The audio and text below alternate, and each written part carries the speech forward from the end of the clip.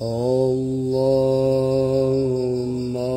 salli wa sallim ala sayyidi wa habibi wa tabibi qalbi wa jasadi wa ruhi sayyidi rasulillah Muhammad ibni Abdillah as-sadiqil amin wa ala alihi wa sahbihi ajma'in. Allahumma salli wa sallim wa barik alaihi. Assalamualaikum ya Rasulullah, assalamualaikum ya rijalul ghaib, assalamualaikum ya miftahul ghaib, assalamualaikum ya Syahid Abdul Qadir Al-Jail, assalamualaikum ya Sayyiduna wa mursiduna Syekh Ahmad sahibul wafatajul arifin. Assalamualaikum warahmatullahi wabarakatuh. Waalaikumsalam warahmatullahi wabarakatuh. A'udzu billah, bismillah, alhamdulillah, wala haula wala quwwata illa billah. Allahumma salli wa sallim ala sayyidina Muhammadin miftahi babi rahmatillah, adada ma fi ilmillah, salatan wa salaman da'imaini bidawami mulkillah, wa ala alihi wa sahbihi wa man walah. Ilahi anta maksudi wa ridhaka matlubi, antini mahabbataka wa ma'rifataka.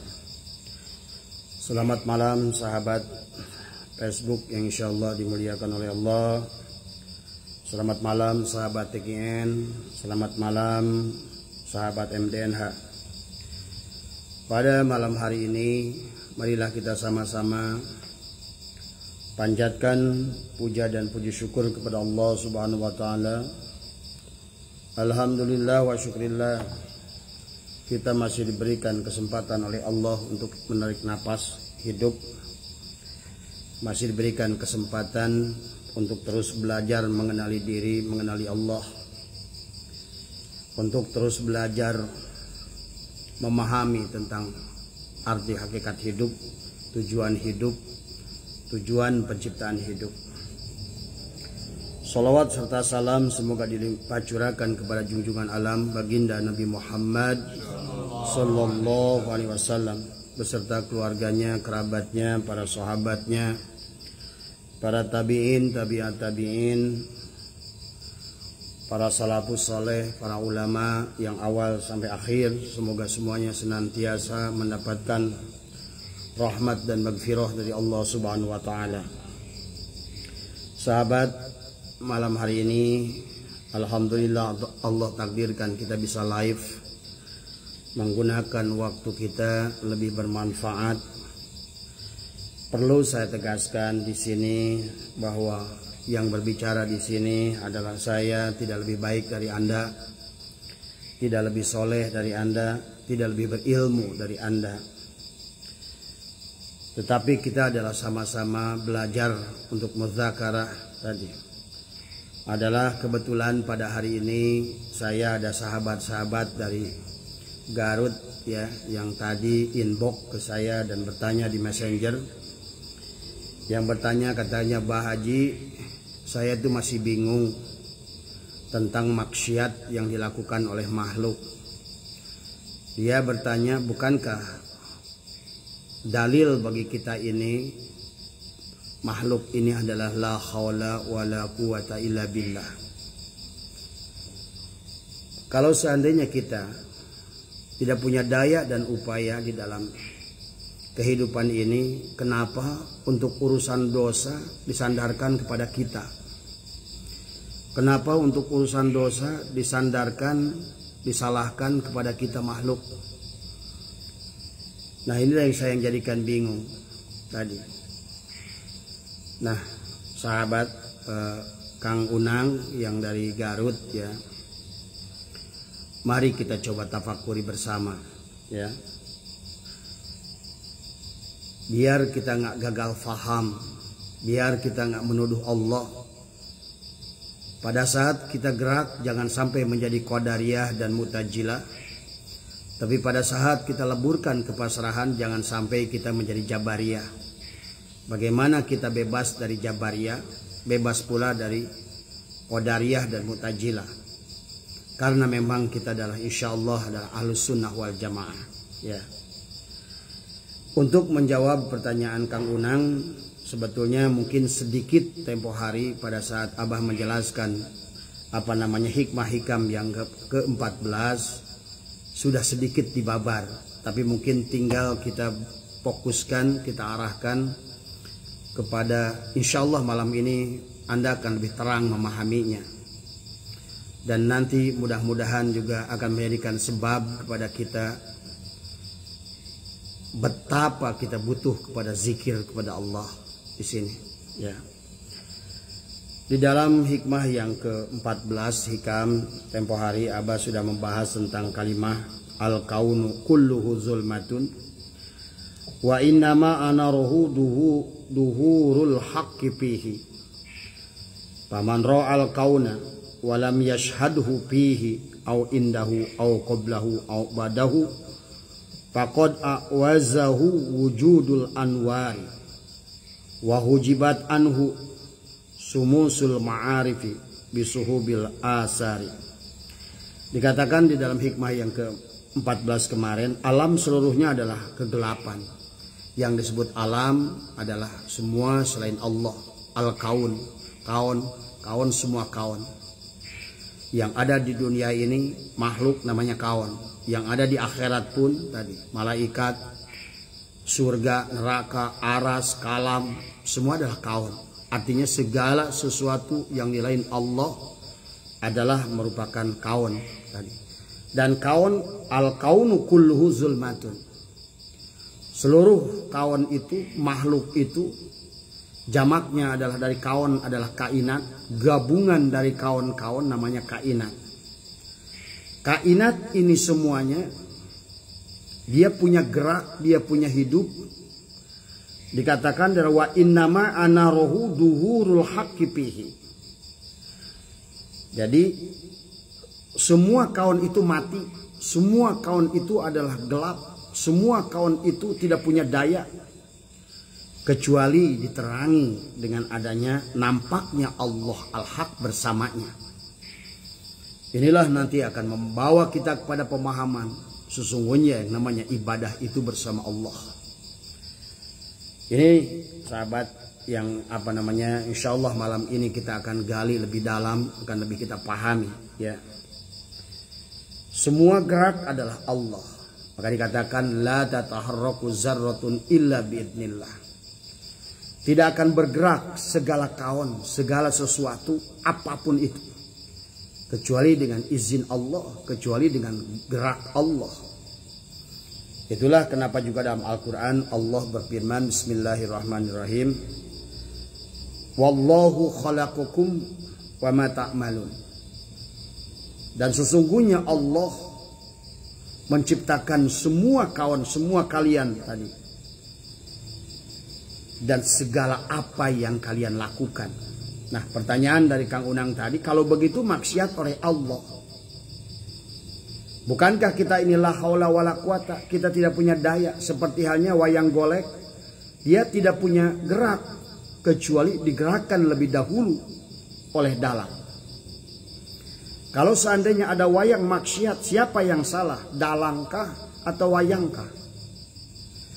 Nah ini sedikit berbeda pemaknaannya buat kita manusia karena mirip sistemnya, tetapi di dalam dalang dan wayang itu tidak ada cahaya yang dipantulkan oleh dalang kepada wayang tadi.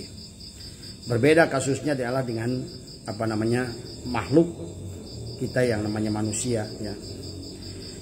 Jangan dianggap gerak kita adalah gerak jasad. Nah ini udah benar di sini dulu. Berarti la haula wala quwata. Tangan bisa ngangkat karena iradat Allah. Mata bisa melihat karena iradat Allah, karena kudrat iradat Allah. Mulut bisa bicara karena kudrat iradat Allah. Otak ada ilmu karena ada kudrat iradat Allah pada ilmu. Telinga bisa mendengar karena kudrat iradat Allah. Kaki berjalan karena adanya kudrat iradat Allah. Jadi sesungguhnya memang kita la haula wala quwata illa billah. Selintas kita akan menuduh langsung pada Allah. Kalau begitu, karena wallahu khalaqakum wa ma ta'malun, bahwa Allah menciptakan saya dan seluruh geraknya, la tataharaku zarratun illa bi'idznillah, oleh Allah tidak akan bergerak tangan saya, mata saya, tidak akan bicara mulut saya, penglihatan saya, telinga saya mendengar. Kalau begitu berarti segalanya adalah af'al Allah pada kita, berarti maksiat pun oleh Allah. Nah, tadi dilanjutkan oleh Kang Unang, dia bertanya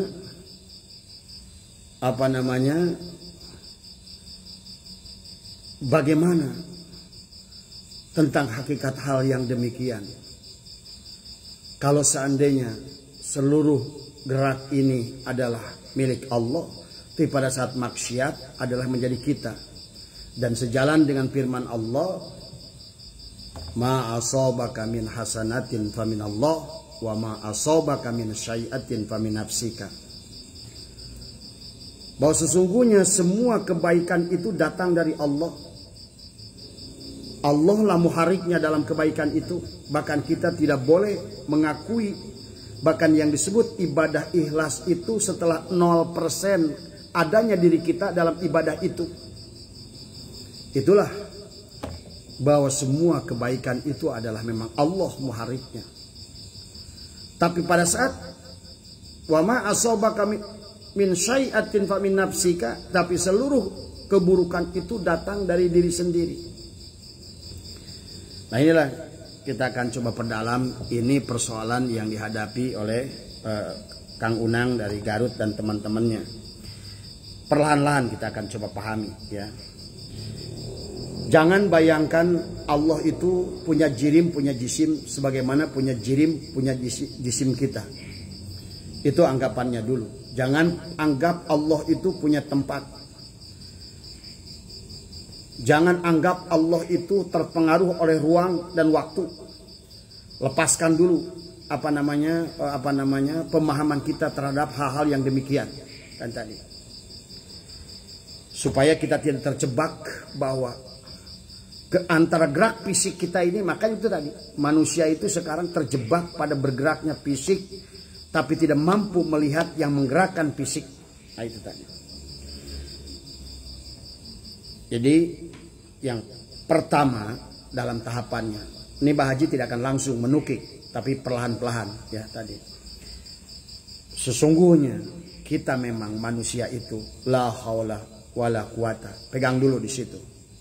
Kita ini seperti halnya wayang, punya mulut tidak bisa bicara, punya mata tidak punya melihat, punya telinga tidak punya mendengar, punya otak tidak ada akal tadi, punya kaki tidak ada gerak tadi semua. Kecuali sebagai tadi, al kaunu kulluhu zulmatun wa innama anarohu duhurul haqqi fihi. Pada saat tadi kita punya mulut, tapi pada saat bersama dengannya adalah bicara. Nah, bagaimana kalau seandainya mulut ini digunakan untuk menjelekan orang? Apakah itu kalam keluar dari perbuatan Allah? Tidak. Ini harus tidak. Apakah pada saat kita mendengar fitnah dan gibah, apakah itu datang dari Allah? Tidak. Tapi kita bisa mendengar gibah dan fitnah itu. Kita bisa berkata kata-kata yang menyakitkan orang itu. Kita bisa merendahkan orang dengan pandangan mata itu. Padahal mata itu bisa melihat karena hadirnya Allah. Telinga bisa mendengar karena hadirnya Allah. Mulut bisa bicara karena hadirnya Allah tadi. Jadi sama sekali kita tidak punya inisiatif tadi. Semuanya adalah, nah, kita pelan-pelan memahami tadi. Jadi jelaslah bahwa sesungguhnya kita ini tidak punya apa-apa, tidak bisa apa-apa kecuali hadirnya Allah al-haq tadi kan. Wa inna ma'ana rohu duhurul haqqi fihi katanya. Nah, adapun kenapa makhluk itu bisa punya eksistensi Allah tadi, bisa mendengar, bisa melihat, bisa bicara, berpengetahuan, punya gerak, kudrat, irodat pada tubuhnya, itu adalah pahami karena adanya hakikat Nur Muhammad. Apa itu Nur Muhammad? Boleh juga di dalam hakikat Nur Muhammad ada sifat Allah yang disebutkan sifat 20 di dalamnya.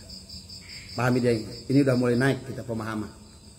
Di dalam diri kita sebetulnya digerakkan jasad kita ini oleh jiwa kita atau ruh kita. Sementara jiwa kita, ruh kita adalah digerakkan oleh Nur Muhammad. Nah, pada Nur Muhammad itu ada sifat 20 Allah. Maka dikatakan di sini adalah, di dalam hikmah ini adalah, paman ro'al kauna walam yashadhu fihi au indahu au qablahu au ba'dahu faqad awazahu wujudul anwar wa hujibat anhu sumusul ma'arifi bisuhubil asari. Jadi karena barang siapa melihat alam tapi tidak menyaksikannya di alam, pada alam sebelum atau sesudah alam, sungguh dia tidak mencapai keberadaan cahaya dan sinar matahari ma'rifat. Nah ini, cahaya matahari ma'rifat itu datang dari Nur Muhammad melalui sifat 20 tadi. Nah, pada diri kita ini Kang Unang, jawaban pertengahan dari Abah. Karena geraknya kita adalah gerak jiwa karena geraknya Nur Muhammad, yang di dalam Nur Muhammad itu memancarkan cahaya seperti proyektor yang menggerakkan film tadi. Adalah sifat 20, kudrat, irodat, hayat, ilmu, sama, kalam, basar, 20 di sana. Nah, manusia di alam ini dalam menampung matahari ma'rifat tadi dari Nur Muhammad yang memancarkan sifat Allah yang 20 tadi tidak sama kadarnya. Ada yang gelap, tidak menerimanya sama sekali. Orang yang semacam ini, walaupun jasadnya gagah, tenaganya gede, disebut mati oleh Allah. Orang ini disebut mati oleh Allah. Orang ini walaupun adanya mata disebut buta oleh Allah. Orang ini walaupun adanya telinga disebut tuli oleh Allah. Maka ini harus dipahami. Ada orang yang kadar Nur Muhammadnya itu sifat 20 itu masuk ke dalam dirinya. Misalnya sifat hayat. Sifat hidup yang masuk pada diri kita ada 1%. Berarti hidupnya dia itu cuma 1%. Sisanya adalah hawa bumi. Adalah nafsu. Adalah syahwat. Ya, saya nggak disuruh semuanya lain. Adalah syahwat. Ya, ini yang apa namanya dipahami. Ada manusia yang memahami adalah dengan 2%. Ada yang mendapatkan pantulan cahaya matahari ma'rifat dari Nur Muhammad, yaitu cahaya sifat 20 Allah. Sifat Allah, sifat apa namanya Asmaul Husna nanti. Yang memancar kepada dirinya itu adalah kadarnya berbeda-beda. Ada yang 1%, ada yang 2%, ada yang 5%, ada yang 10%, ada yang 20%. Nah, manusia akan semakin sedikit maksiatnya pada saat cahaya itu semakin besar padanya. Tetapi pada saat cahaya itu semakin tidak Apalagi sama sekali tidak ada, matilah dia. Bodohlah dia. Semua tadi. Tuliklah dia. Bisuklah dia. Tadi. Maka hidupnya di situ akan digerakkan oleh jasadnya. Digerakkan oleh syahwatnya. Ya. Itulah kenapa baginda Nabi adalah perumpamaan manusia yang sempurna, yang mampu menerima cahaya Allah itu. Matahari ma'rifat dari Nur Muhammad itu adalah sebangun dan sebentuk Nur Muhammad, berwujud Muhammad sallallahu alaihi wasallam. Maka itulah baginda Nabi, anta samsun, anta badrun.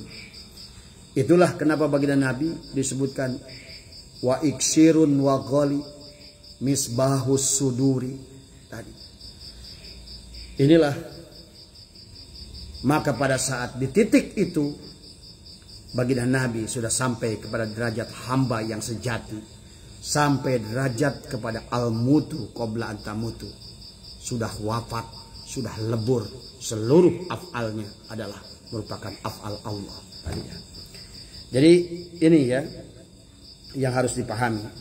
Dengan prosentasi tampungan cahaya Allah dari sifat 20 atau cahaya Nur Muhammad itu, inilah muncul af'al makhluk yang berbeda-beda. Tingkat maksiat makhluk pada Allah itu akan berbeda-beda. Tergantung seberapa persen cahaya ma'rifat matahari, cahaya matahari ma'rifat memancar ke dalam jiwanya. Tadi semua. Pada saat jiwanya yang memancarkan adalah tidak ada cahaya dari Nur Muhammad kan tadi. Badan, jasad digerakkan oleh jiwa, jiwa digerakkan oleh Nur Muhammad. Nur Muhammad memancarkan cahaya sifat 20 pada tubuhnya. Maka ibaratkan apa namanya bangkai tubuh kita tanpa dengan Nur Muhammad. Hidupnya cuma 1% tadi. Maka itulah pada saat manusia itu adalah mendapatkan talqin. Man dakhala nur. Nah ini bahasanya. Man dakhala nur fi qalbil mu'min in fasyahawan syar. Barang siapa si man telah masuk cahaya. Nah ini, cahaya yang ditanamkan. Itulah makanya dalam proses talqin itu ada kalimatul iman, kalimatul taqwa, kalimatul tauhid yang ditanamkan. Karena kalau tidak ditanamkan, maka sulit kita untuk keluar dari persoalan-persoalan tadi. Bisa jadi kita adalah tidak memiliki hakikat cahaya, matahari cahaya Nur Muhammad itu pada kita. Sehingga timbullah badan ini adalah ibaratkan bangkai yang hanya melakukan kemaksiatan kepada Allah. Ya tadi. Ya. Adapun sholatnya adalah sholat jasad, puasanya adalah puasa jasad, hajinya adalah haji jasad. Karena pada saat haji yang dipantulkan dari cahaya ma'rifat dari dalam, setiap waktu bagi dia adalah ihram. Ihram itu apa? Ihram itu adalah menutup hilangnya diri kita yang dohir. Hilangnya kekuatan jasad. Berpindah menjadi kekuatan jiwa. Dari kekuatan jiwa berpindah kepada kekuatan Nur Muhammad. Dari kekuatan Nur Muhammad sesungguhnya adalah menjadikan semuanya adalah af'al Allah tadi. Maka inilah seharusnya bagi orang-orang yang sudah kita belajar bertorikot, bertasyawuf, kita ini harus dibayangkan setiap hari itu adalah saum tadi. Saum, imsak, menahan. Tahan penglihatannya. Tahan ucapannya. Tahan pendengarannya. Tahan tangannya. Tahan kakinya. Imsak. Imsak perutnya. Imsak kemaluannya. Imsak pandangan matanya. Imsak telinganya. Itu untuk melatih apa? Supaya cahaya Nur Muhammad memancar matahari itu melewati az-zujajah, semprongnya lampu tadi. Ini sahabat. Sehingga kalau kita sudah dalam keadaan ihram, kewajiban-kewajiban ihram pun berlaku. Wala rofasa, wala fusuko, wala jidal. Jangan rofas, jangan pusuk, jangan jidal. Setiap hari adalah tawaf. setiap hari adalah tawaf. Setiap hari adalah lempar jumroh. Tadi. Disitulah ada sifat-sifat bahimnya, sifat subuhnya. Kita jumroh dengan sifat-sifat bahimnya adalah iri, dengki, hasud, sum'ah, godob, ada sifat bahimnya. Kemudian sifat-sifat syirik yang datang dari sifat syaitonnya adalah kita jumroh setiap waktu. Kemudian di dalam kolbu kita tadi, ingat bahwa badan kita ini punya badan. Manusia itu secara keseluruhan dibagi 3. Perutnya disebutkan sirun iblisya, wilayah Nabi Adam. Dadanya sirun Muhammadiyah, wilayah Nabi Muhammad. Kepalanya ada sirun ilahiyah, adalah seolah-olah wilayah Allah tadi. Kenapa? Nah, jiwa juga sama. Kalau badan dohir ini punya kepala, jiwa pun atau ruh pun punya kepala. Pada saat kepala kita ini ada otak, diisi ilmu, maka ilmu itu kalau tidak dihidupkan jiwanya, karena jiwanya juga punya kepala. Kalau jasad punya kepala, tapi jiwa punya kepala adalah akal. Jadi hakikat daripada kepala kita, otak ini adalah akal.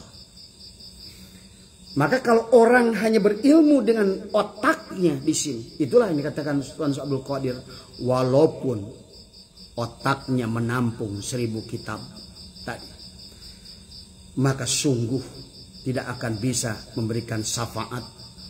Sungguh ilmu itu tidak akan bisa menolongnya. Bahkan sebaliknya, ilmu yang ada pada otak kita, yang dimana jasad ini wilayahnya adalah syirun iblisiyah, maka ilmu itu muhariknya adalah iblis tadi. Maka itulah harus dipindahkan. Kalau kepala dohir, maka kepala batin punya akal. Bahkan nanti ada lagi kepala di dalam lagi, Nur Muhammad, hakikat ruh, Ruhul Adham juga punya kepala. Nah, di badan kita yang dohir ini punya dada, tapi jiwa juga punya dada. Di sini, di badan ini namanya adalah hati. Tapi pada saat di tubuh jiwa yang mirip sebangun dengan tubuh kita, ada yang namanya kolbu. Tapi kalau hati adalah dimensi fisik pada tubuh ini, tapi yang namanya kolbu adalah dimensi ketuhanan, dimensi goib, dimensi abstrak, adalah yang ada pada tubuh si jiwa itu tadi. Kemudian di badan kita punya perut. Disinilah adalah merupakan nafsu tadi. Tetapi di perutnya si jiwa ada hawa. Maka hawa itu baik sebenarnya. Hawa itu suci sebetulnya. Tapi menjadi rusak pada saat menjadi hawa nafsu tadi. Muhariknya adalah perut yang dohir ini. Ini sahabat, ya mungkin Abah tidak akan bisa secara gamblang, yang lebih gamblang, karena banyak hal yang sebetulnya pamahli ya. Tapi karena tadi Abah lama berbicara dengan Kang Unang, tetapi mungkin susah dipahami, maka Abah bikin live ini ya. Itulah kenapa sebetulnya di dalam kita sering dengar ya, antara jasad, jiwa, atau sukma, atau ruh, atau dengan Ruhul Adham atau Nur Muhammad tadi semua. Nah itu pada saat ketidakadaan cahaya matahari tadi, kan yang memancarkan sifat 20 itu diantaranya adalah hayat, hidup.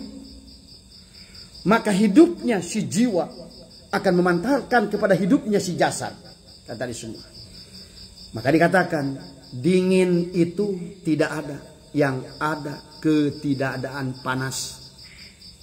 Mati itu tidak ada, yang ada adalah ketidakadaan hayat, hidup tadi. Bodoh itu tidak ada pada di sini. Yang ada adalah ketidakadaan akal atau ilmu tadi semua. Ini istilah-istilah yang sering kita dengar. Ya. Sebetulnya sama. Istilah-istilah itu kalau kita tarik di dalam tubuh kita, bahkan neraka pun tidak ada. Ya. Neraka itu tidak ada, yang ada adalah ketidakadaan surga. Ya, jadi neraka itu adalah 0% dari surga. Surga itu adalah 100% kebahagiaan bersama Allah. Itu surga, kata Rasulullah. Makanya tadi berbicara Allahnya dengan bayangkan fisik, maka unsur surganya pun jangan dibayangkan fisik. Nah, inilah kegagalan kita ini, karena kita makhluk fisik. Selalu adalah kebahagiaan itu adalah ditasarufkan kepada wujudnya fisik ini semua, kata Rasulullah. Jadi ini ya sahabat, intinya berarti kalau begitu Allah tidak menyuruh kita berbuat dosa. Mari kita lanjutkan supaya nanti tidak tidak acak-acakan, biar kita bertahap. Katakanlah jika manusia yang bergerak dengan hanya 20% sifat Allah dari Asmaul Husna yang memancar dari cahaya matahari ma'rifat, sifat 20 dari Nur Muhammad kepada jiwa, jiwa kepada jasad, berarti 80%-nya adalah hawa bumi. Dari makanan yang kita minum, minuman, hawaun, narun, maun, turabun. Maka kan itulah kenapa kemarin pada saat kita ini hubbud dunya, maka kolbu itu seolah-olah tidak ada ruang sedikit pun untuk cahaya. Pada saat dunia itu menutup seluruh kolbu tadi, fisiknya maupun adalah goibnya, maka tidak ada peluang cahaya Allah. Ibaratkan Anda di ruang gelap, maka orang yang sudah sampai kepada derajat hubbud dunya, maka timbullah penyakit-penyakit yang buruk, al-hirsu, rakus, al-kibru, kibir, al-bukhlu, bahil tadi. Amaliyahnya al-ujbu, ujub, ar-riya, riya, as-sum'ah, sum'ah. Itulah tadi. Bahkan ibadahnya pun kata Imam Sya'roni adalah maksiat. Ibadahnya saja adalah balrona ala qulubihim. Dikirnya saja. Nah ini yang tidak dipahami. Maka banyak ikhwan dikir la ilaha illallah, tapi yang dikir adalah fisiknya. Bukannya mencabut noda, bertambah noda. Gimana? Di cermin, di semprong lampu azuzajah yang ada pada kolbu kita. Masalu nurihi kamiskatin piha misbah. Tapi dalam misbah itu, lampu itu, semprong itu ada azuzajah. Inilah azuzajah, inilah tergantung manusia itu menampung berapa persen hakikat Nur Muhammad dari sifat 20 yang memancar pada dirinya. Makanya itulah baginda Nabi Muhammad itu adalah tajali sempurna dari Nur Muhammad. Antara cahayanya dengan dirinya sebangun tadi semua. Samsun, badrun, kaukabun, durriyun, yuqadu min sajarotin, mubarakatin, zaitunatil la syarqiyati wala gorbiyah, yakadu jaituha yudi'u walau lam tamsasunar. Sudah menyala jasadnya tadi karena ya Samsun, ya Badrun, dari semua ya, menyatu. Antara jasad dan jiwanya udah nyatu tadi semua, udah ahad tadi semua. Jasadnya, jiwanya, ruhul adhamnya atau Nur Muhammadnya sudah nyatu tadi. Syuhudul kasroh fil wahdah tadi semua. Ini yang dipahami ya kepada kita tadi. Pada saat bagaimana kalau seandainya cuma 20%, tingkatkan. Bagaimana cara meningkatkannya? Tentu yang pertama adalah bergabunglah dengan orang soleh. Bergabunglah dengan ahli makrifat. Itulah yang dikatakan sohbah. Maka dikatakan wallahi ma wasalla man wasalla illa bi sohbati man wasalla. sohbah bersama dengan orang yang ma'rifat, duduk bersama ahli ma'rifat, duduk bersama ahli Allah, maka ibaratkan kita berada di hotspot tadi, kita tethering tadi dengannya, nafas kita bersama dengan nafasnya tadi, geraknya kita dengan geraknya tadi semua. Nah itulah, maka tadi saya sarankan kepada Kang Ujang, kalau memang setuju, Abah tidak nyuruh ya, Kang Unang tadi dan teman-teman silakan ke Suralaya. Barangkali ilmu Abah nggak ada seberapanya ya, tapi silakan nanti tanya guru-guru Abah yang ada di Suralaya ya tadi ya, untuk bisa memahaminya sahabat. Nah, jadi pada dasarnya kita harus menaikkan tampungan cahaya sifat 20 itu dengan melalui proses dzikir tadi. Maka dengan ibadah tadi. Tapi tempatnya dulu disiapkan. Bukan asal dzikir, bukan asal ngaji, bukan asal sholat tadi semua. Karena ngaji, dzikir, sholat, puasa yang tidak memahami, tidak dihidupkan jiwanya, itu adalah Syaikhullah mengatakannya adalah maksiat. Ya, itu yang harus dipahami oleh kita semua. Ya tadi. Ya, proses peningkatan cahaya nur Muhammad atau sifat 20 ini disebutkan dengan hakikat Mi'raj. Kata dia. Nabi Mi'raj pada saat tajalliyat, Nabi Mi'raj pada saat tajalliyat, tanajjulat, ta'ayyunat nur Muhammad. Jadi baginda Nabi itu pada saat Mi'raj terjadi 3 hal. Adalah tajalliyat, tanajjulat, ta'ayyunat, nur Muhammad atau sifat 20 mencapai 100%. Maka sampailah beliau pada Allah. Itulah Mi'raj kali semua. Ya. Hawa bumi, hawa perut sudah hilang, hawa sejati. Beliau sudah sampai kepada kesempurnaan fana, bizat, sudah sampai kepada al-mutu, qabla antamutu. Ya, bahkan tubuhnya dikatakan oleh Allah, wa innaka la'ala khuluqin adzim. Tadi semua. Sesungguhnya engkau Muhammad sudah berhalak aku Allah yang adzim. Tadi kan hilang dirinya, diisi semua oleh cahaya makrifat dari hakikat nur Muhammad, dari cahaya nurnya sendiri yang lebur kepada dirinya. Kan dari semuanya. Jadi bagaimana hubungannya dengan kemaksiatan makhluk? Apakah itu itu dari Allah? Bukan. Dari maksiat itu tadi ada ketidakadaan Tuhan pada diri. Mati itu ketidakadaan Allah, hayat Allah pada diri. Bodoh itu adalah ketidakadaan ilmu Allah pada diri. Tuli itu walaupun telinganya mendengar, tuli tadi telinga batinnya. Kan tadi ada mulut dohir, ada mulut batin. Ada telinga dohir, ada telinga batin. Tadi ada mata dohir, basor, ada basyirah, adalah mata batin. Maka dalam pandangan Allah, fa innaha la ta'mal absar walakin ta'mal qulubul lati fis sudur, bukan buta mata yang di kepala, tapi buta mata yang ada dalam dada. Nah ini tadi, jiwa itu punya dada, punya kepala, punya perut, punya kaki. Sama seperti tubuh kita. Ya. Nah ini. Jadi adalah kemaksiatan yang dilakukan oleh kita itu adalah jangan menyalahkan pada Allah. Allah sudah menciptakan fujuroha dan watakwa. Nanti kita akan bahas pelan-pelan. Allah Maha Rahman, Maha Rahim, Maha baik.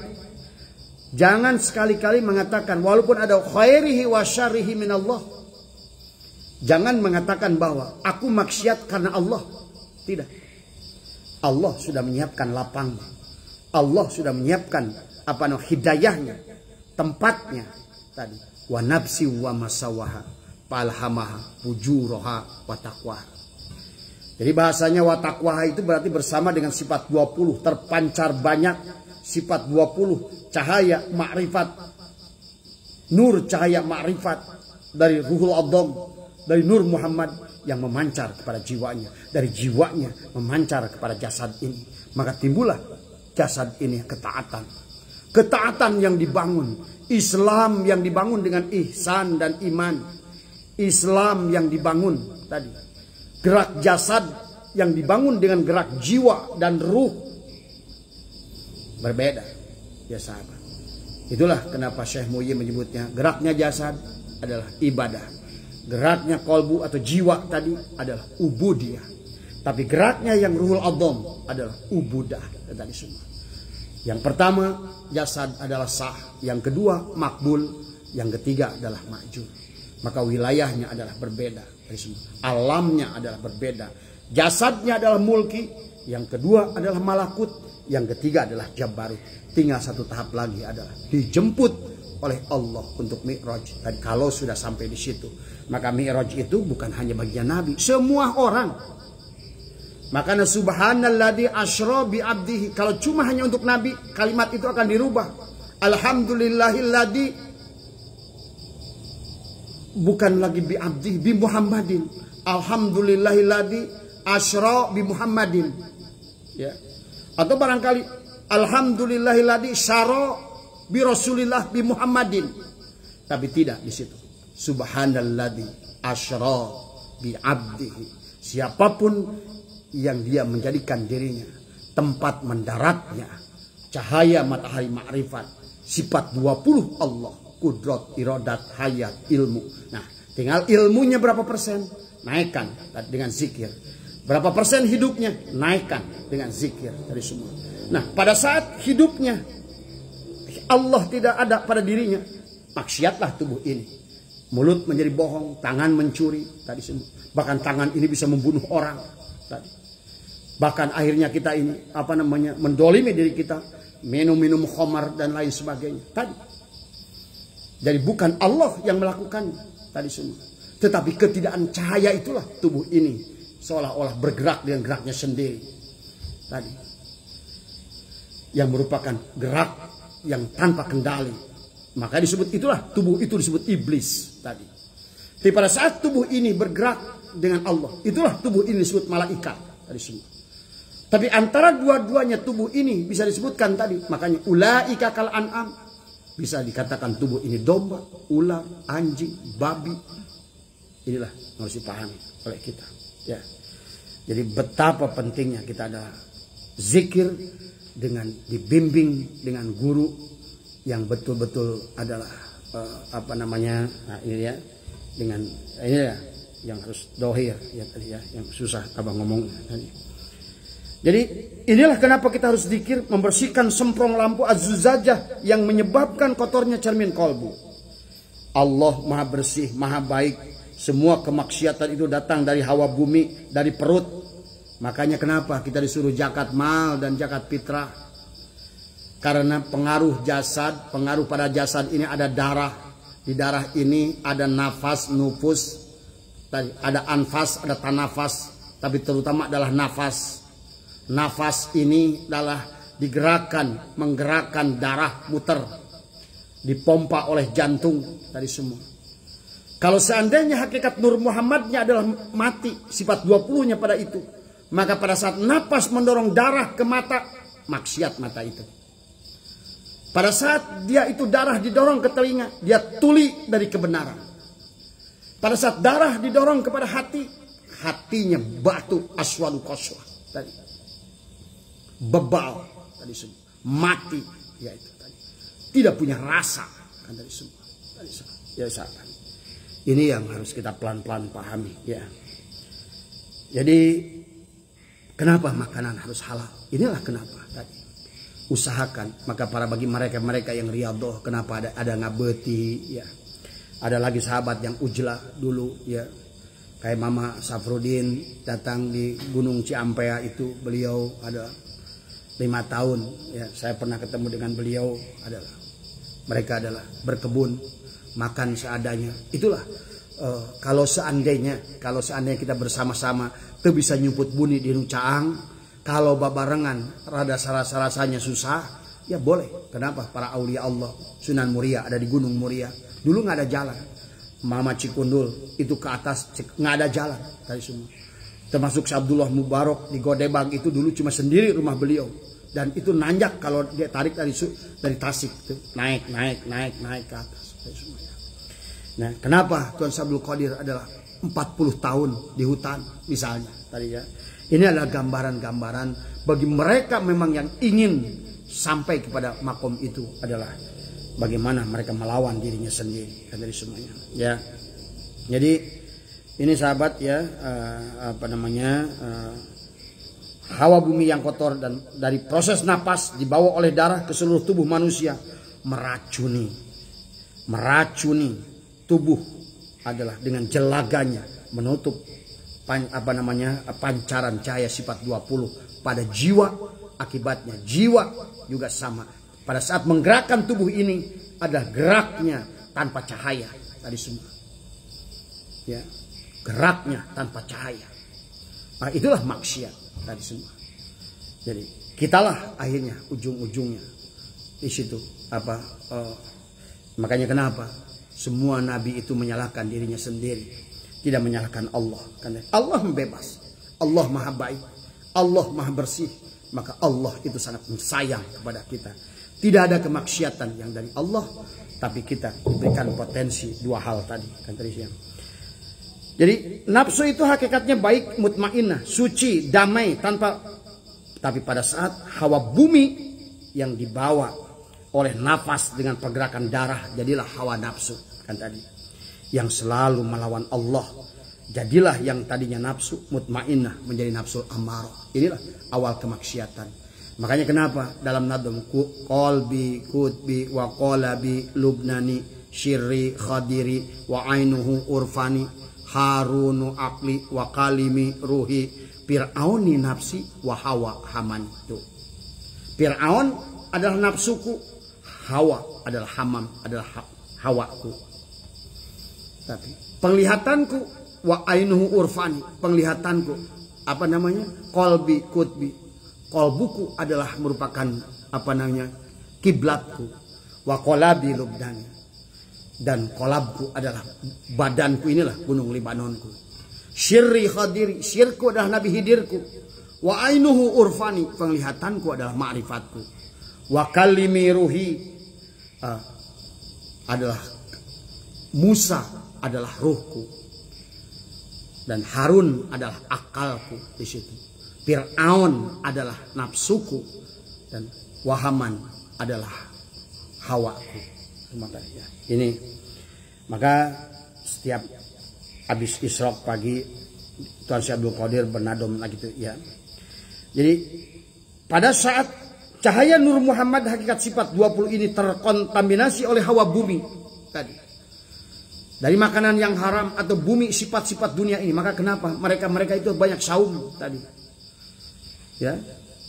Dulu wajejen 2 tahun saum tadi. Bahkan saya kenal dengan orang yang kakek saya saum 30 tahun. Datu Sanggul saumnya adalah 30 tahun ya. Itulah orang-orang. Tapi kalau bagi kita tabaruk kepada mereka, ngikut mereka, syukur kalau kita bisa ngikut ya tadi semua. Karena pada saat kita saum itu adalah sifat-sifat tadi adalah yang buruk tadi adalah pelan-pelan akan masuklah cahaya sifat 20 yang dipancarkan dari Nur Muhammad pada tubuh kita ya. Allah memberikan 2 ilham, fujuraha wa taqwaha. Fujuraha terjadi ketika cahaya Nur Muhammad atas cahaya sifat 20 sudah terkontaminasi hawa bumi atau hawa perut tadi semua. Makanya bagi sahabat-sahabat yang masih mau riyadhah, biasakan menahan perut kan dari semua ya. Dari situlah pintu semua. Makanya kenapa ditarik dari bawah? Karena di sini ada syahwatul batni, ada syahwatul farji. Kalau orang sudah tidak bisa mengendalikan perutnya dari lapar dan kemaluannya dari keinginan itu dah susah. Karena itulah 2 hal yang sangat menjadikan pintu kegagalan. Maka ditariklah kesampailah tipah kolab. Pada saat kita bayi dulu, munan itu masih belum tersambung, maka suka emploh. Karena pada saat bayi itu masih tersambung dengan zat Allah kan tadi semua. Tapi kemudian pada saat tertutupnya rongga munan kita, ubun-ubun kita, maka seluruh gerak itu adalah mulailah hawa nafsu bumi, hawa nafsu perut yang mengendalikan, dan di bawah perut itulah yang menggerakkan kita semuanya. Tadi ya. Jadi kalaupun dia ibadah, zikir, riyadhah dan lain sebagainya, mudah-mudahan saya bisa menyempurnakan keinginan perut dan hawa perut saya. Jadi ke situ lari. Jadi Jadi bukannya itu malah sebagai penghalang, malah dijadikan tujuan. Kan tadi bagaimana saya menjadi orang yang kaya, bisa makan yang enak, kemudian dan saya bisa kawin dengan seenaknya. Inilah adalah yang harus dipahami oleh kita ya tadi. Ya, sifat 20 atau apa namanya terjadilah manusia itu rusak kalbunya karena keluar dari rasa Nur Muhammad, butalah basirohnya, tulilah telinga batinnya, terjadilah maksiat pada makhluk itu kalau sudah di situ. Ya tadi semua. Jadi tapi kalau jiwanya nafsnya mutmainnah maka semuanya akan melahirkan wa taqwaha. Ya. Itulah kenapa setelah itu kata Allah qad aflaha man zakkaha. Sudah pasti untungnya tadi orang yang membersihkannya tadi adalah cermin kalbunya supaya nur cahaya matahari ma'rifat dari ruhul adham dari Nur Muhammad itu memantul ke dalam kalbunya jiwa kan dari semua kalbunya jiwa kan dari semua. Nah, cuma besar dan kecilnya jiwa kita tergantung keberadaan jasad. Kalau jasad 80%, maka kalbu jiwanya adalah hanya ruangnya cuma 20%. Berarti cahaya makrifat pun cuma 20%. Cahaya Allah pun cuma 20%. Itulah makanya kenapa la hijabaka illa biwujudika. Tidak ada lagi yang menghalangan kita kepada Allah. Adalah wujud kita sendiri. Tadi semua. Jadi itulah sahabat ya. Allah zat tajalli menjadi nurullah, menjadi Nur Muhammad. Adalah prosesnya adalah tajalli min tajalliyatillah, tajalli ghaibi min tajalliyatillah. Itu awalnya. Sementara batinnya Nur Muhammad tajalli ghaibi min tajalliyatillah, tajalli dari a'yan as-sabitoh, entitas laten. A'yan sabitoh itu ada tajalli dari Asmaul Husna. Asmaul Husna tajalli dari tajallinya Zatullah al-Mujarradah. Itu adalah haikal ma'arifnya kata semua. Pada Nur Muhammad itu ada 20 cahaya sifat Allah. Maka sebetulnya bisa dikatakan sifat 20 itulah yang Nur Muhammad. Nur Muhammad itulah sifat 20 kata semua. Atau boleh dikatakan sifat 20 itulah yang dipancarkan dari proyektor yang bernama Nur Muhammad memancar kepada setiap manusia. Tapi manusia menampungnya tergantung. Ada yang sama sekali tidak bisa menampung. Ada yang 1 watt. Ada yang 2 watt. Ada yang 10 watt. Kalau katakanlah maksimalnya ada 100 watt. Itulah kesempurnaan baginda Nabi. Itulah Samsun Badrun. Cahaya jasadnya dan jiwanya sama-sama 100 watt. Jadilah ya beliau mulia kan tadi ya. Dan ingat jasad ini hanyalah wayang, yang menggerakkannya adalah jiwa. Kalau jiwanya baik artinya bisa menampung cahaya Nur Muhammad atau cahaya Asmaul Husna, maka baiklah gerak wayang itu. Tapi kalau jiwanya kotor alias gelap alias mati, maka gerak batang tubuh itu akan buruk atau maksiat. Jadi maksiat itu karena ketidakadaannya Allah, ketidakadaannya Nur Muhammad, ketidakadaan sifat 20. Jadi maksiat dari jasad akibat tidak adanya sifat 20 pada jiwa tadi. Ini yang harus dipahami. Jadi tidak ada cahaya. Maka zikir adalah cahaya. Sementara enggak zikir adalah gelap. Itulah tadi. Maka pantas kata Allah, wa man a'rada an dzikri fa inna lahu ma'isyatan donka. Siapa yang merayakan zikir, maka dia akan diberikan hidup yang donka. Jadi intinya penggeraknya itu cuma 2. Zat Allah dan Nur Muhammad, yang di dalam Nur Muhammad mengandung cahaya sifat 20. Hakikat dari jasad adalah jiwa atau nafs. Hakikat jiwa adalah Nur Muhammad sifat 20. Dan hakikat dari Nur Muhammad adalah zat Allah. Pahami itu di situ. Jadi ulangi saya, hakikat dari jasad adalah jiwa atau nafs. Allah menyebutnya dalam Quran, wa nafsi wa masawaha. Nafs Allah menyebutnya tadi. Kullu nafsin da'iqatul maut. Nafs tadi, jiwa. Hakikat dari jasad adalah jiwa. Gerak jasad ini adalah gerak jiwa. Gerak jiwa adalah gerak Nur Muhammad. Gerak Nur Muhammad adalah gerak Allah tadi semua ya. Jadi pada saat Allah, Nur Muhammad atau jiwa tertutup ya, maka otomatis gerak jasad itu adalah gerak nafsunya belaka. Maka itulah yang dikatakan maksiat. walaupun dalam wujud dzikir, walaupun dalam wujud ibadah adalah maksiat katanya. Karena ibadah itu bukan masalah geraknya, bukan masalah aktivitasnya, bukan wujudnya, tetapi hakikatnya, muharriknya, kebersamaannya. Itulah yang disebutkan dengan ibadah kan tadi semuanya. Nah, jadi Abah ulangi lagi.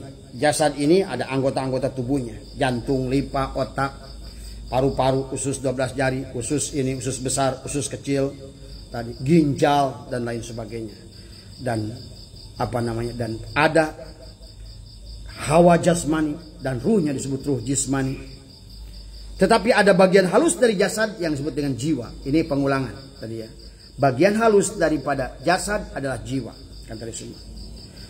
Otak pada jasad ada bagian yang lebih halus, namanya adalah akal pada kepalanya jiwa kan tadi semua ya. Otak pada jasad ada bagian yang lebih halus, namanya akal. Hati pada jasad ada yang lebih halus, adalah kolbu pada jiwa kan tadi semua.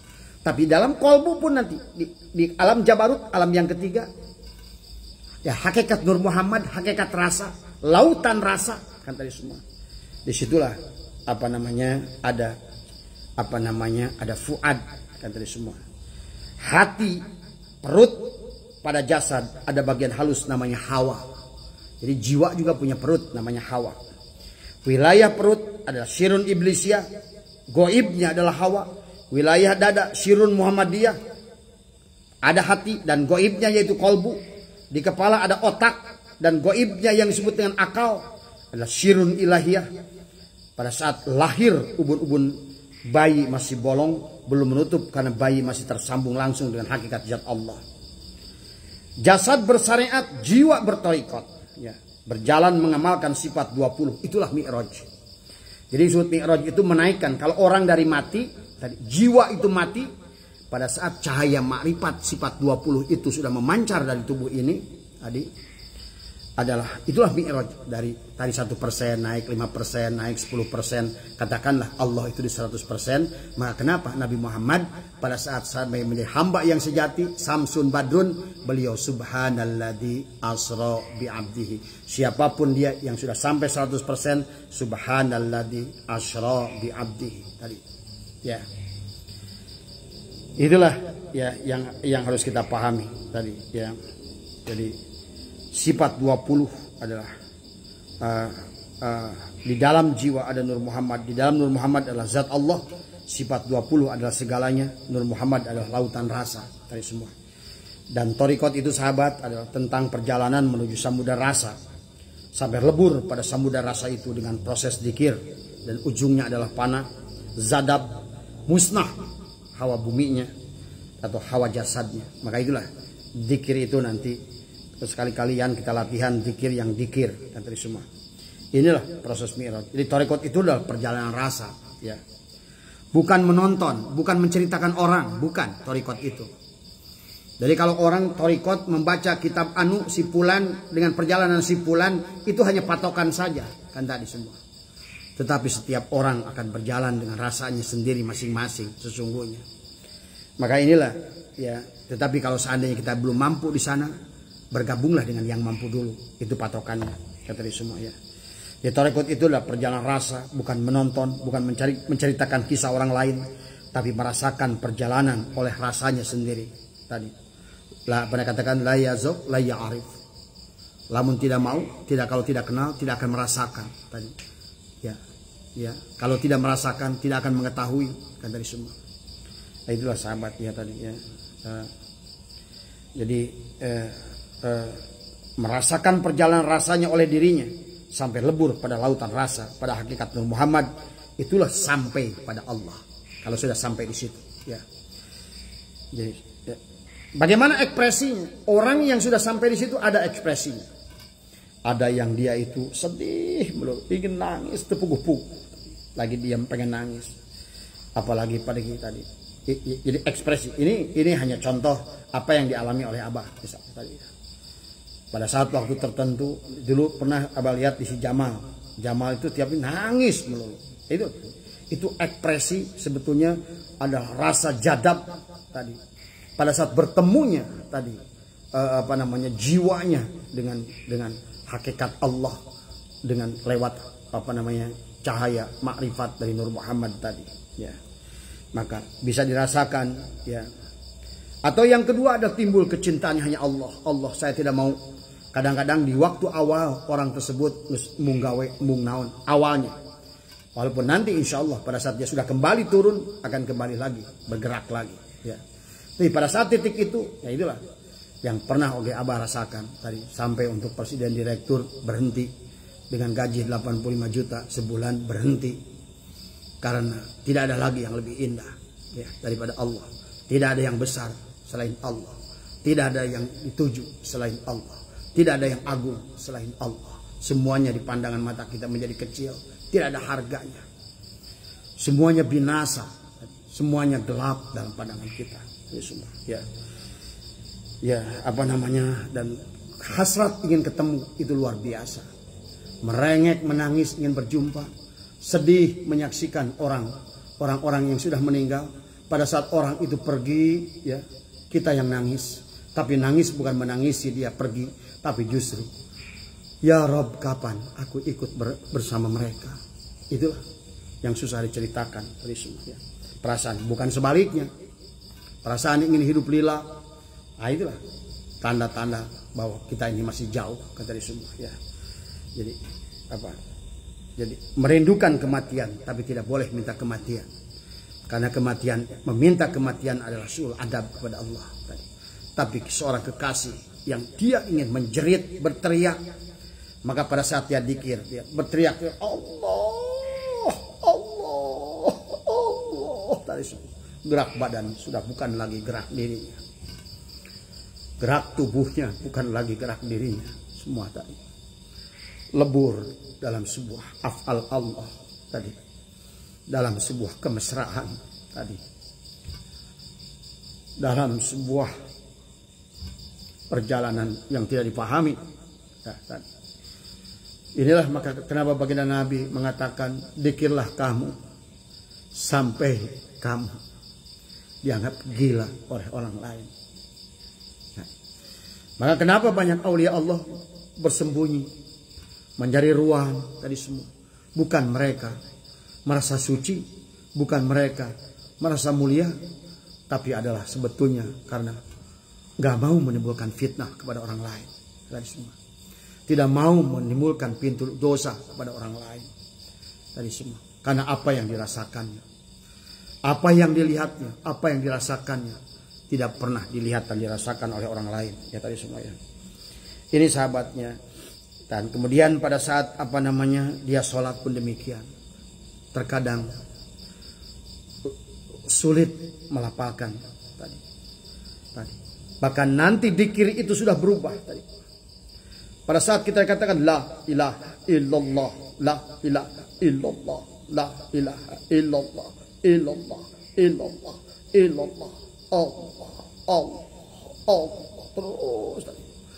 Sampai hanya badannya saja bergerak, suaranya tidak ada. Akhirnya hening.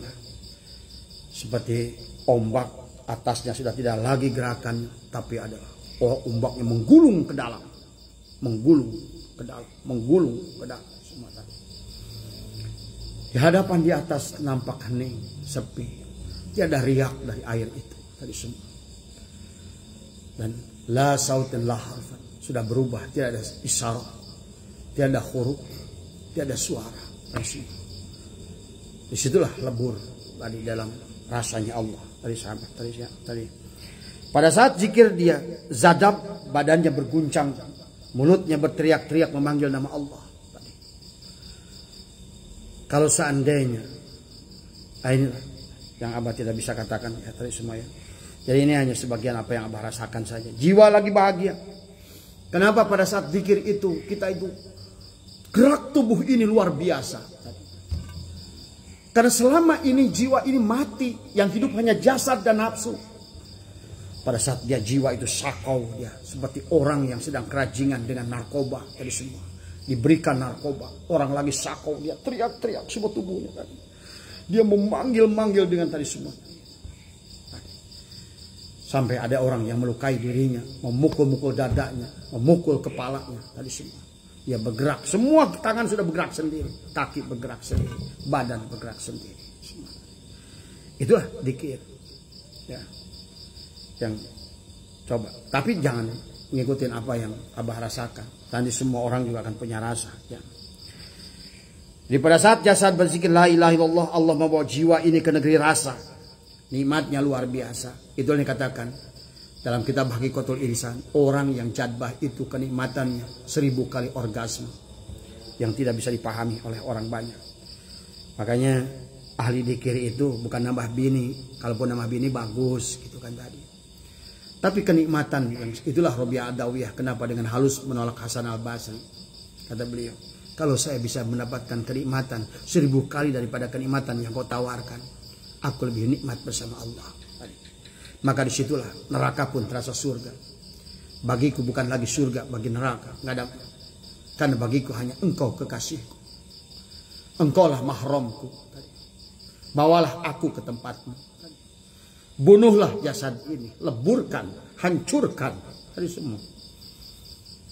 Tubuh binatang ini. Itulah.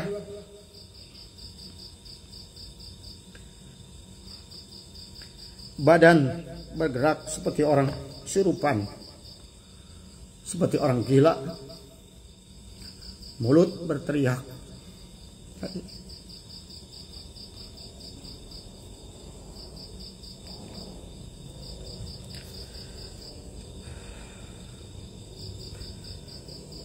Awalnya dzikir itu dengan bersuara, tapi pada saat jasad ini habis, hilanglah. Tidak ada lagi suara, tidak ada lagi isyarat. Hening, senyap, mati, tadi semua. Binasa, tadi semua. Tadi. Itulah pergerakan dari fana fil asma, naik kepada fana fil af'al, naik kepada fana fil sifat, sampai leburlah fana fil zat. Itulah hakikat tasawuf, tadi semua. Jadi tasawuf bukan menjadikan diri kita Allah, tadi. Tapi memang kita tidak ada. Yang ada hanya Allah. Jadi jangan salah paham. Jadi ada orang yang mengatakan orang bertasawuf itu menjadikan dirinya Allah. Bukan. Karena sifat Adamnya dia justru tidak ada. Lebur. Yang ada hanya Allah. Hanya Allah dan Allah. Maka itulah jangan aneh. Kalau orang-orang sudah lafal itu seperti Al-Halaj mengatakan Anna Al-Haq. Pada mereka-mereka aulia Allah sudah tahap itu mengatakan Anna Rob. Anna Al-Haq. Sesungguhnya juga pernah dikatakan oleh baginda Nabi, Ana Ahmad bila mim, artinya Ana Ahad. Nabi pun pernah berkata, Ana Rob, Ana Arab. Ana Arab adalah bila ain, Ana Rob. Itulah, nggak ada bedanya. Ucapan baginda Nabi, ucapan Al-Halaj, ucapan Syekh Siti Jenar, ya, bahkan ucapan banyak ulama-ulama tadi. Makanya tasbihnya bukan subhanallah, subhani. Susah abang ngomongnya ya. Nggak usah diomongin bab-bab itu ya tadi semua. Jadi tasawuf bukan mencari karomah. Tadi. Bukan mencari maunah. Bukan mencari mukjizat. Bukan mencari apa namanya. Karena mukjizat, karomat, maunat Allah semua. Tadi semua. Hanya memang untuk menjadikan seorang kekasih Allah itu adalah ada cirinya karomah pada kita. Jasadnya sholat, jiwanya sholat, jasadnya puasa, jiwanya puasa, jasadnya wudu, jiwanya wudu, ya semua. Lebur dalam ibadah, ubudiyah dan ubudah. Satukan jasad dan jiwa. Ya. Itulah kenapa banyak kita tidak bisa khusyuk karena sholatnya jasad. Jiwanya tidak ikut sholat. Pada saat jasad ini adalah ruku, jiwanya tidak ruku. Pada saat jasad ini sujud, jiwanya tidak ikut sujud. Tadi semua. Bahkan jiwanya berdiri, walaupun jasadnya adalah sujud. Mulutnya berkata Subhana Rabbiyal A'la, seolah-olah dia menghinakan dirinya, tapi dia sujudkan badannya penuh dengan kecongkakan dan kesombongan. Kalau gerak itu bukan digerakkan oleh jiwa, Harusnya sholat kita ini yang gerak bukan jasad kita. Allah. Gerak tangan kita adalah geraknya jiwa. Tidak ada wayang bergerak duluan, tapi dalang duluan. Geraknya badan ini harusnya adalah gerak jiwa. Geraknya jiwa adalah gerak Nur Muhammad. Karena jiwa ini akan mengangkat takbir setelah Nur Muhammad takbir. Allahu Akbar. Akbar. Makanya pada saat kita ngimamin lagi sholat, walaupun orang itu ada 1000, tariklah oleh kita ruhnya kalau kita menjadi imam. Allah, itu kita tarik ruh mereka semua biar jadi satu. Kalau tidak, disitulah ada syirik dalam sholat. Begitu ditarik dengan satu, syuhudul kasrah fil wahdah, yang wahdah leburkan, hilangkan. Maka walaupun berapa banyak pun manusia, maka sesungguhnya tidak ada semuanya. Itulah, maka situlah sholat berjamaah yang bisa juga kalau tidak difahami tadi. Maka bagi orang-orang yang mengimami harus mampu menarik ruh makmumnya semua, menjadikan syuhudul kasrah fil wahdah menjadi hayatnya Allah, jiwanya.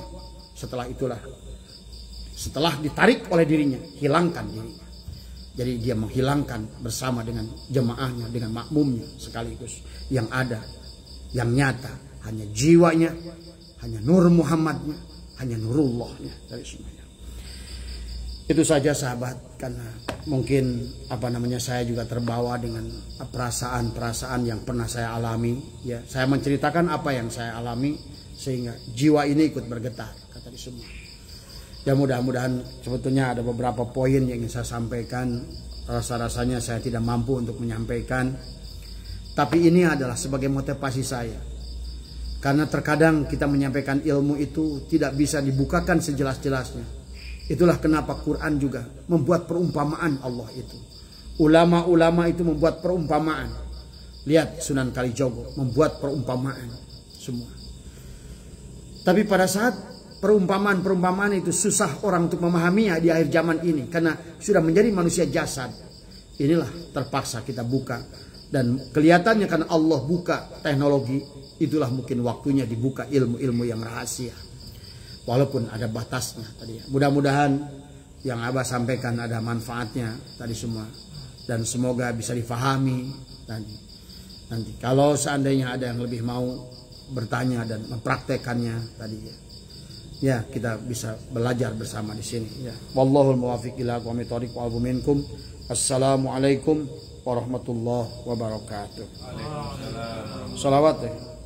Allah